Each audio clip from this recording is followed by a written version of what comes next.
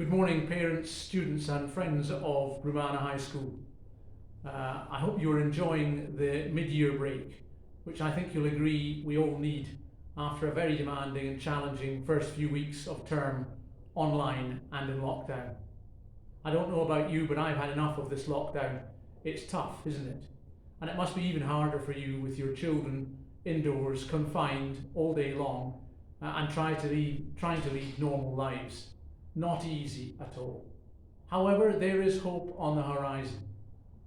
28,000 vaccines arrived in the country at the end of last week, and we hope that this will be the beginning of a major vaccination rollout in Lebanon, and that ultimately we shall defeat and beat this terrible coronavirus which has frightened so many and taken the lives prematurely of many too. Of course, I sympathise with you. There are so many problems at the moment. The economic crisis, the collapse of the Lebanese lira, and still the aftermath of the August the 4th explosion. We were delighted to be able to raise sufficient funds, and thanks to you, to help the families who were immediately impacted by the explosion in losing their homes or their businesses or their livelihoods or all three. And it's great to note that when times are tough, people pull together, and I have been impressed by acts of kindness, thoughtfulness amongst people in the school community who want to help, and I'm grateful for that.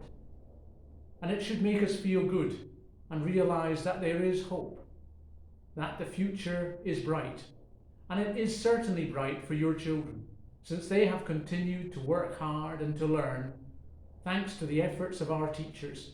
So much has been learned online. I've learned more about technology in the past 2 years than I did in the previous 30. So as we say in English, for every cloud there is a silver lining. What's going to happen in the immediate future, we are still uncertain of. When shall we return to school? I don't know. In blended form, perhaps sometime in March, perhaps after Easter. Much depends on the decline of the coronavirus and on decisions made by the Lebanese government. But what I can assure you of is that we shall continue to be dedicated, devoted and committed to the welfare and to the education of your children, whether online, whether through blended learning, or whether through a return to complete normality at school. Your children are our future, and it is our duty and responsibility to care for them. It is also our joy to do so.